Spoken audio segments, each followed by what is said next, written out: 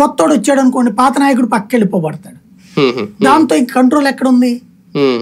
ఇప్పుడు తెలుగుదేశానికి అట్లాంటి సంస్థాగత నిర్మాణం ఉంటుంది, భారతీయ జనతా పార్టీ సంస్థాగత నిర్మాణం. ఆ దిశగా ఎందుకు దృష్టి పెట్టలేదంటే అహంకారమే. నేను తలుచుకుంటే ఎమ్మెల్యే అవుతాడు, నేను కాదనుకుంటే పక్కెళ్ళిపోతాడు. ఇదివరకు ఏమైపోయిందంటే ఎవరిని పెడతాడు భారీ మెజార్టీతో గెలిచేస్తూ వచ్చారు, దాంతో వచ్చిన అహంకారం. అంటే ఇంకా తెలంగాణ సెంటిమెంట్ వర్కౌట్ అవుద్దనా వాళ్ళ ఉద్దేశం? అదేం కాదు, ఆల్రెడీ తన దేవుణ్ణి అనే ఫీలింగ్ లోకి వచ్చేసాడు ఆయన, ఆ దైవత్వం దెబ్బతీసింది. తెలంగాణ విషయానికి వస్తే సెకండ్ ప్లేస్ కి వచ్చేసిందా భారతీయ జనతా పార్టీ? సౌత్ లో ఆక్యుపెన్సీ స్టార్ట్ అయిందా? ఫస్ట్ ఆర్ సెకండ్ ప్లేస్ కి వస్తుందని నేను మొదటి నుంచి నమ్ముతున్నాను, అదే జరుగుతుంది అన్నటువంటిది వాళ్ళ సర్వేలు చెప్తున్నట్టు.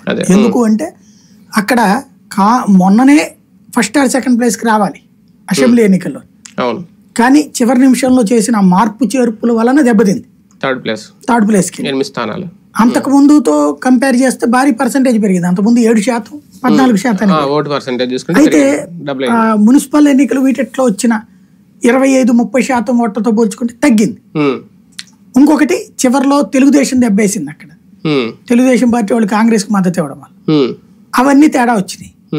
ఇప్పుడు భారతీయ జనతా పార్టీకి ఇక్కడ తెలుగుదేశంతో స్నేహం కూడా అక్కడ పనికి వచ్చింది, ఆ ఓట్లు అక్కడ కలిసినాయి. అంటే రేవంత్ రెడ్డి గవర్నమెంట్ ఉంది కాబట్టి కాదు, బీజేపీకి కలిసినాయి. 2019 ఎలక్షన్స్ 23 అసెంబ్లీ ఎన్నికల్లో రేవంత్ కలిసినాయి, కానీ గ్రౌండ్ లో వర్కౌట్ కాలేదు. జిల్లాలో ఖమ్మంలో కుదిరింది, కానీ హైదరాబాద్ రేవంత్ రెడ్డికి వెళ్ళాలి, అది కాంగ్రెస్ బీఆర్ఎస్ కి వెళ్ళింది. అది లాస్ట్ ట్రిప్ హైదరాబాద్. ఈ ట్రిప్ కాంగ్రెస్ కాకుండా బీజేపీకి టర్న్ అయినాయి, అది కనబడుతుంది. అదే ఈ ట్రిప్ అని అనేది కాంగ్రెస్ కి వెళ్ళాల్సింది బీజేపీకి వెళ్ళి అంతే. అంటే అక్కడ రేవంత్ ఇక్కడ పొత్తు వల్ల బీజేపీ పొత్తు వల్ల అక్కడ కలిసి వచ్చింది. ఒక రకంగా సౌత్ లో ఆక్యుపెన్సీ మొదలైందని అనుకోవచ్చా భారతీయ జనతా పార్టీ? తెలంగాణతోనే బోని కొడుతున్నారు. కర్ణాటక ఎప్పుడూ గెలిచింది కదా, గతంలో 2 సార్లు అధికారంలో ఉంది.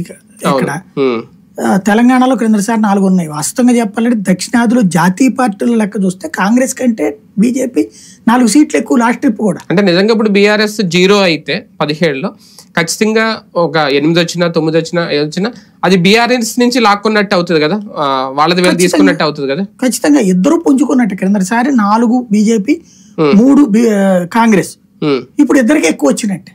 ఫస్ట్ ఆర్ సెకండ్ వీళ్ళిద్దరిలో ఉన్నట్టు, బీఆర్ఎస్ అది మొత్తం కోల్పోయినట్టు.